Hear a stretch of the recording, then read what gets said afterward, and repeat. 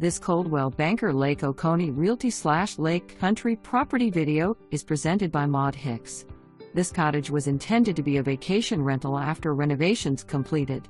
They are still working on it, but all the materials are there to finish it. The bridge over to the island is in bad condition, but a portion of the island is deeded to the house lot.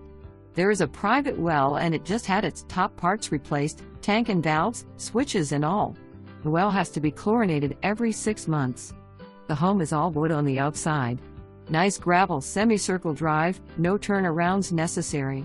There are lots of cute flower boxes and there is a paved walkway from the driveway to the water's edge. Plenty of mudcat to be caught in this water. The empty lot next door is also available for purchase for $50,000 if bought with the house.